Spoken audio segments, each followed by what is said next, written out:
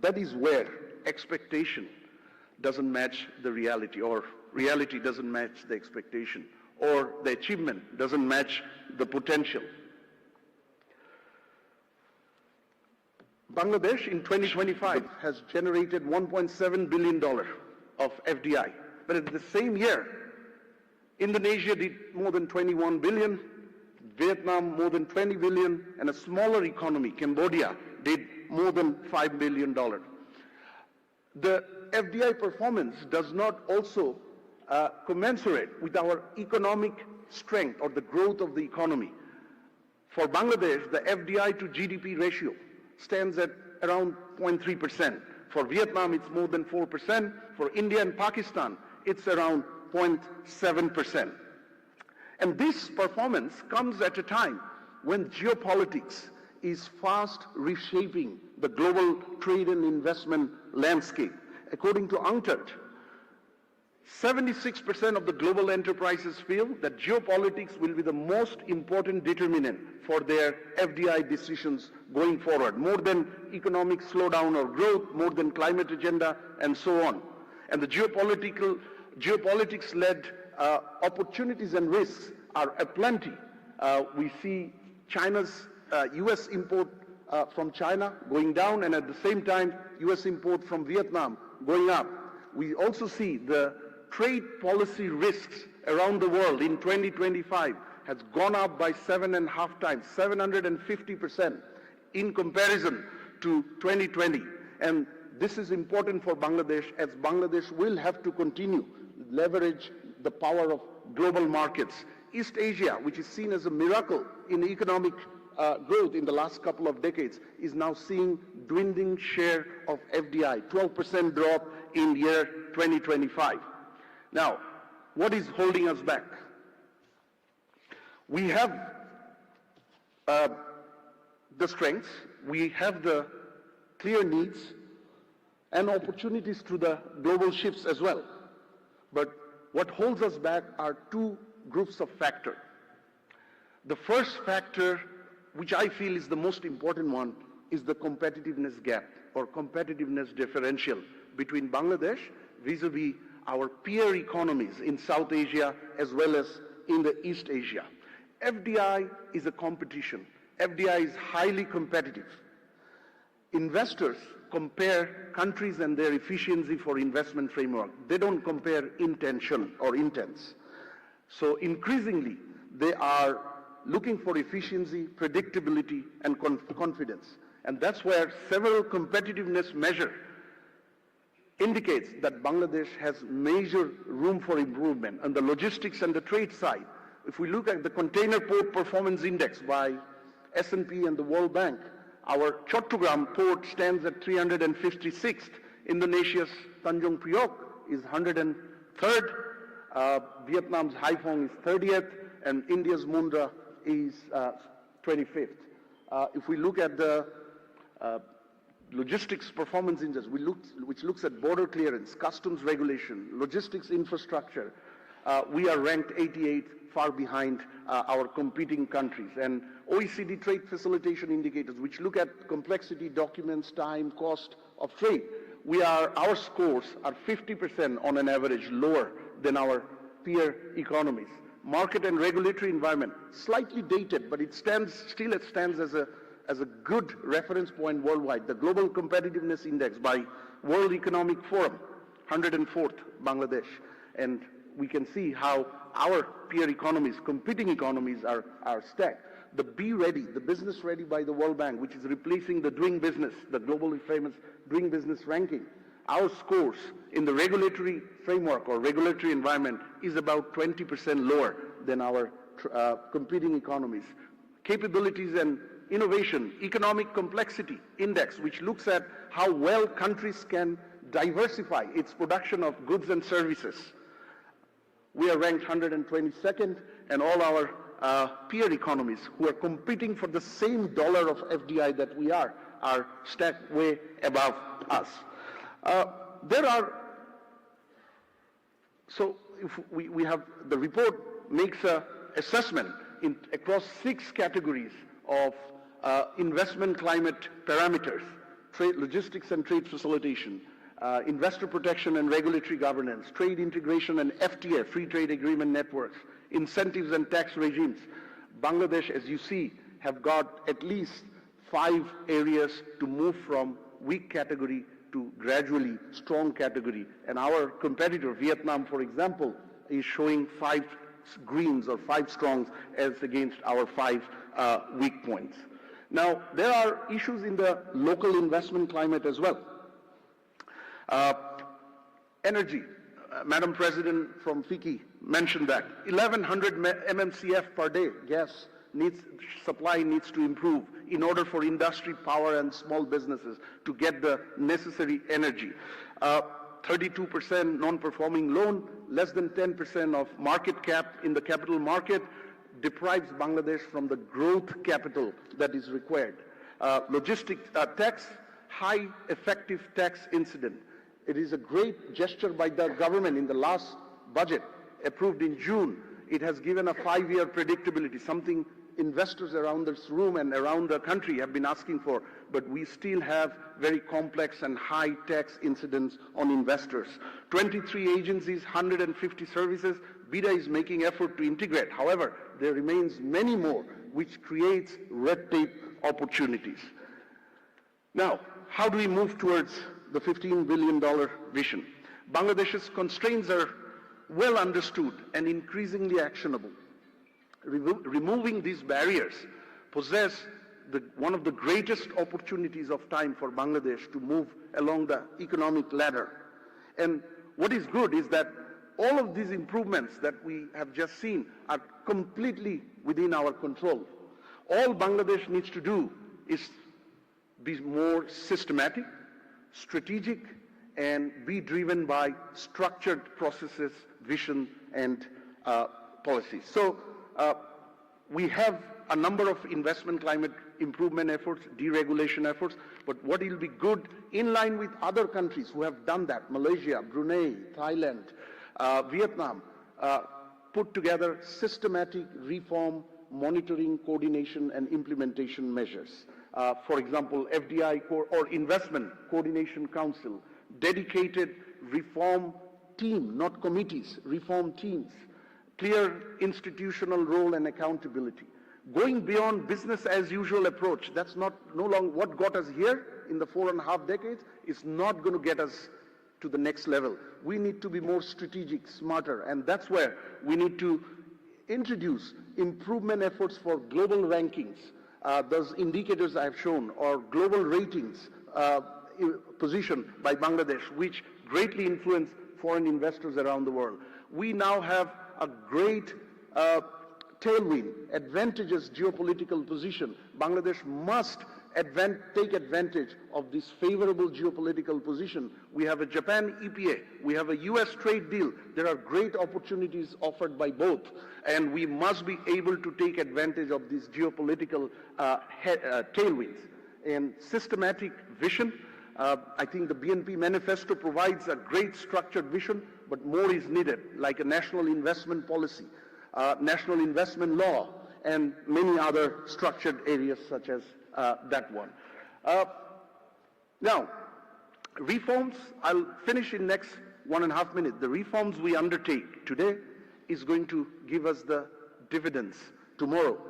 And we have seen around the world, more reforms lead to more FDI leads to prosperity. Just some example from around the world and what applies for Bangladesh. A 1% increase in trade openness through trade reforms can increase FDI by more than 3%. A 5% reduction in Bangladesh of tax burden on investors and foreign investors can increase FDI by more than 16%. And a 1% increase in FDI can help increase employment by 3%. Now, Bangladesh has repeatedly demonstrated that when bold vision and political ownership that we have today is matched by continued structured reforms, great achievements follow.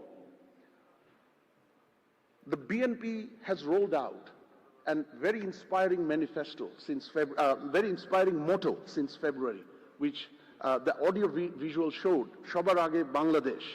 The reforms and the strategies we undertake today with regard to FDI is also going to determine whether Bangladesh becomes also the first in the minds of global investors when they think about their FDI destination tomorrow.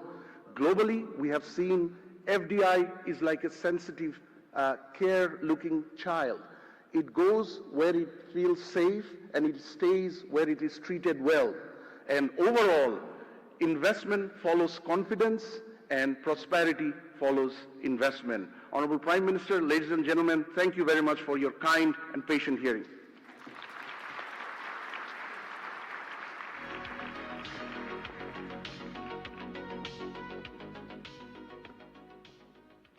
Thank you very much, Dr. Mashur Riaz, for that insightful presentation and for highlighting the key findings from the FDI report. The report clearly opens an important space for dialogue on how Bangladesh can further strengthen its investment ecosystem and competitiveness. Ladies and gentlemen, we will now proceed to the ministerial plenary session. For this important plenary session, may I now invite our distinguished panelists and moderator to kindly come on stage and take their seats.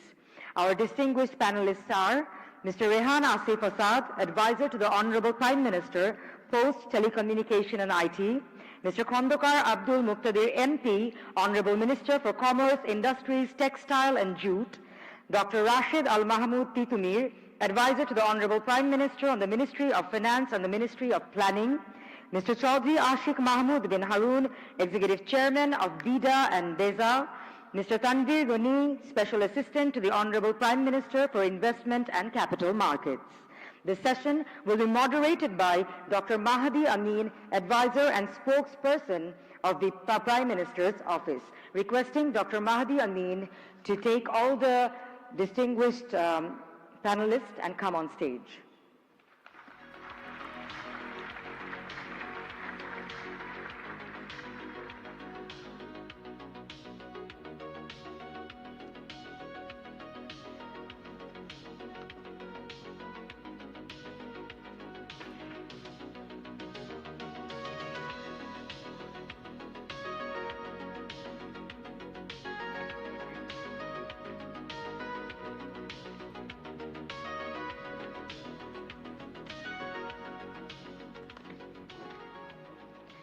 Thank you, distinguished panelists and moderator. Ladies and gentlemen, this ministerial plenary session will focus on the policy priorities, investment realities, and collaborative actions required to create a stronger, more predictable, and more competitive investment climate in Bangladesh. I now hand over the session to our moderator, Dr. Mahdi Amin. Thank you. Good morning, ladies and gentlemen, distinguished guests. Excellencies, Honorable Prime Minister of Bangladesh, thank you for being here today. I greatly appreciate FICCI for organizing this, in a way, historic event. Historic because the current government that we have that came in power for governance through a free, fair and credible elections about 5 months back. And our Honorable Prime Minister, among his busy schedule, has come here to meet the foreign investors, and the foreign investors themselves have showcased the excellence, the global best practices, and their investment portfolio through him this morning. The panel that we have, the ministerial panel, this in itself is a bit unique one. It was supposed to be different. When FICCI approached me first time to have this event, it was supposed to be the investors talking and the policymakers listening. And in the last moment they changed it, and they say there is a demand that the policymakers will speak and the investors will listen to them. I think the next time it will be more interactive. We both speak and exchange our ideas, but it is, in one way, is also testament to the incredible faith that the people have on the government, and that the policymakers need to share the ideas that we have, the vision that our Honorable Prime Minister holds, which was manifested in the manifesto. If we see the panelists here today, we all have a bit unique portfolio as well. The portfolios that we have, those are blended with different multiple ministries, and this is first time in the history of Bangladesh as well. The reason why Honorable Prime Minister has made these portfolios according to this line is to make sure the decision-making procedure that's more streamlined, right from policy formulation to the grassroots execution, those are done faster, in a transparent way, and there is less conflict of interest, and that the ministries work together, aligning with the manifesto commitments. We have seen that in result, which was transpired in many ways in the last 5 months, including the first budget, which is pro-people, pro-business, pro-investment, and which has tried to uphold and reflect the will of the people, the aspirations of the grassroots. Today, the 5 panelists that we have, they also represent multiple ministries and working together shoulder to shoulder to ensure a Bangladesh that is built together through equality, fairness and justice. As we understand, the Honorable Prime Minister has an underlying principle in terms of taking the country forward. We want for the investors to build an ecosystem that will empower people to create jobs, that will create an ecosystem where the cost of doing business will go down, where the ease of doing business will go up. And towards that journey, let me ask some questions to our fellow panelists. Of course, I had some documents, but I had preferred rather to have an open conversation. If I ask our Honorable Commerce, Industries, Jute and Textiles Minister, who is having 3 portfolios, those are interrelated, but of course having distinct areas of functioning. So Honorable Minister, may I ask you please, what is the main agenda and policy framework you have to increase foreign direct investment in Bangladesh? Are there any particular areas that you want to promote?